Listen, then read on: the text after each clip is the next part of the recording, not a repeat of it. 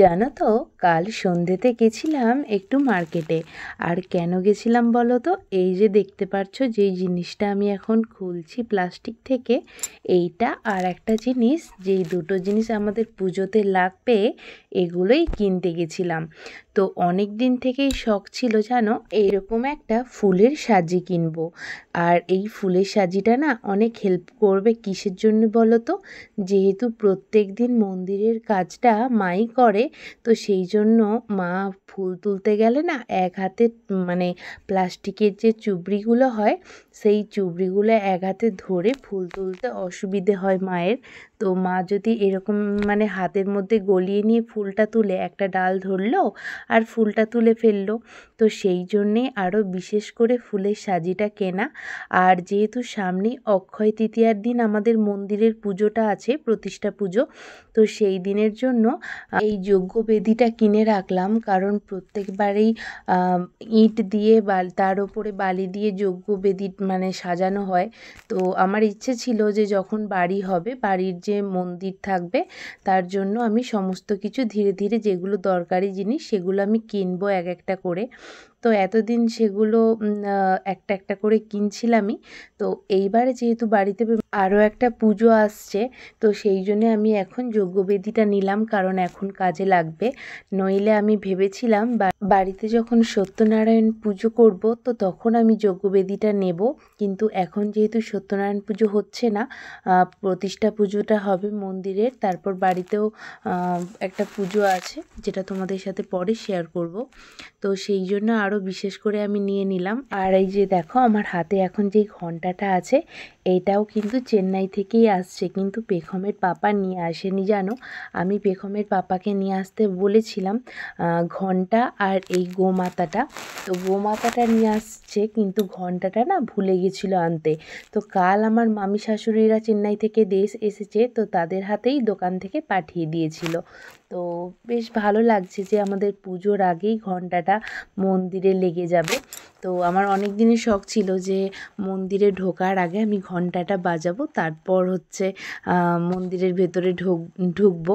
তো সামনে হচ্ছে লাগানো মনে হয় যাবে না, কারণ অ্যাঙ্গেল করা নেই। মন্দিরের ভেতরে একটা পাখা লাগানোর অ্যাঙ্গেল করা ছিল, তো পরবর্তী ক্ষেত্রে পাখা লাগালে হয়তো দেয়ালে সেট করে লাগাবে। আর ওই পাখার লাগানোর অ্যাঙ্গেলটাতে এখন ঘন্টাটা লাগিয়ে দেবে। তো সেরকমই ভাবনা চিন্তা আছে। আর এই দিকে দেখো আমার গোমাতাটা কত সুন্দর লাগছে। টং টং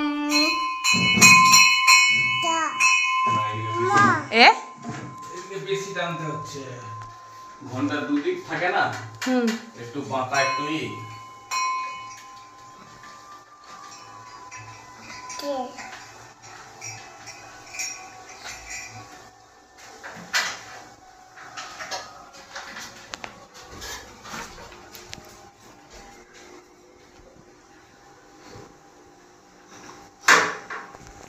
তো আজকে দুপুরবেলায় পেখমের পাপা ঘন্টাটা মন্দিরে লাগিয়ে দিল।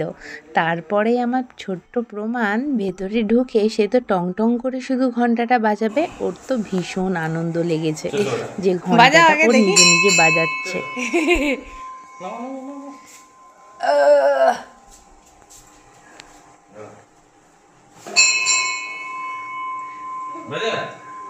টানো।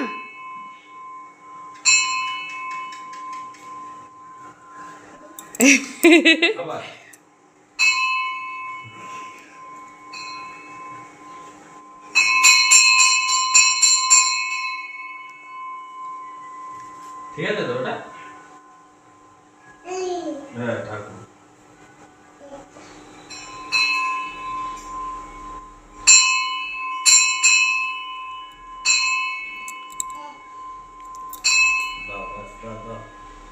আবার পরে। আর জানো, আজকে বিকেলে সমস্ত কাজ সেরে একটু ঘুমোতে যাব বলে ঠিক করেছি।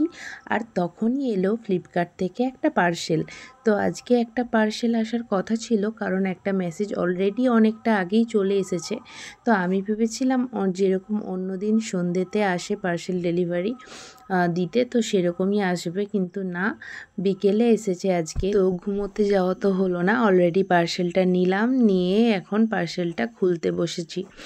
আর প্রমাণ গেছে তার পাপার সাথে বেরু করতে, আর পেখম এইদিকে ঘুমিয়ে পড়েছে। তো এখন আমি পার্সেলটা খুলতে বসেছি, আর এই দিকে দেখো ঘুমের ঘোরে আমি যে পার্সেলটা মানে কাঁচিতে করে কাটবো সেটাই ভুলে গেছি। হাতে করে ট্রেনে ছিঁড়তে যাচ্ছিলাম, তো দেখছিলাম তো যা বাজেভাবে ছিঁড়া হচ্ছে, তো সেই জন্য আমি আবার কাঁচিতে করে ভালো করে কেটে জিনিসটা বের করতে গিয়েও দেখো কি হালত, আমি এমন করে বের করছি যে জিনিসটা বেরোচ্ছেই না। তো আমি আবার ভালো করে চেয়ারের মধ্যে রেখে জিনিসটা বের করলাম। তো প্রথমে আমি ভাবলাম যে কি হলো, 4টে আসার কথা, এটা আবার কীরকম করে পার্সেল করে দিয়েছে, 4টেই আছে। তো বেশ খানিকক্ষণ দেখার পর দেখলাম যে না, 4টেই আছে, কিন্তু একটু অন্যভাবে মানে প্যাকিং করে দিয়েছে যাতে 4টেই একসঙ্গে ধরে যায়। তো প্রথমে ওই প্লাস্টিকটা যেটা তোমাদেরকে দেখালাম ওটার মধ্যে কি ছিল আমি প্রথমটাই বুঝতে পারিনি, কিন্তু যখন আমি এগুলো একটা একটা করে সমস্তগুলো খুললাম তারপরে বুঝলাম যে ওটার মধ্যে রাবার ছিল, যেগুলো এই মানে নিচের দিকে দেওয়ার ছিল, 4টে করে রাবার দেওয়া ছিল। তো যেরকম ফ্লিপকার্টে রিভিউ দেখেছিলাম, তো আমি তো বলবো বেশ ভালোই এসেছে, কারণ 4টেতে অনেকটাই কম মানে পয়সা নিয়েছে। তো বেশ ভালোই এসেছে, কোনো ড্যামেজ ছিল না। তো আমার এতে আরামসে টব রাখা যাবে, তো তুলসী টব রাখার জন্যেই আমি এগুলো মানে নিয়েছিলাম। তো বেশ ভালোই এসেছে, আমি তো বেশ খুশি। আর এখন আমি রাবারগুলো বের করছি, দেখব যে রাবারগুলো বেশ ঠিকঠাকভাবে লাগানো যাচ্ছে কি না। তার কারণ আমি যখন নিচে রাবারবিহীন আমি রাখছিলাম না, তখন কিন্তু একটু উজঘুজ লাগছিল, মানে ঠিকঠাকভাবে বসছিল না জিনিসটা। এবারে রাবারটা লাগিয়ে আমি দেখব যে ঠিকঠাক বসে কি না, কারণ না হলে না মানে কি বলবো, ঠিকঠাকভাবে না বসলে ঠিক যেরকমটা লাগে ওরকম হচ্ছিল। কিন্তু রাবারটা লাগানোর পর আমি যখন নিচে বসিয়েছিলাম তখন কিন্তু বেশ সুন্দর লাগছিল দেখতে, মানে কোনো উজঘুজ লাগেনি, বেশ ভালো। আমার তো ভীষণ ভালো লেগেছে, যেরকম চেয়েছিলাম মোটামুটি সেরকমই এসেছে। তো চলো আজকের মতো ভিডিওটা এখানেই শেষ করছি, আবার আসছি নতুন কোনো ভিডিও নিয়ে। তো সবাই খুব ভালো থেকো আর আনন্দে থেকো। আজকের মতো সবাইকে টাটা।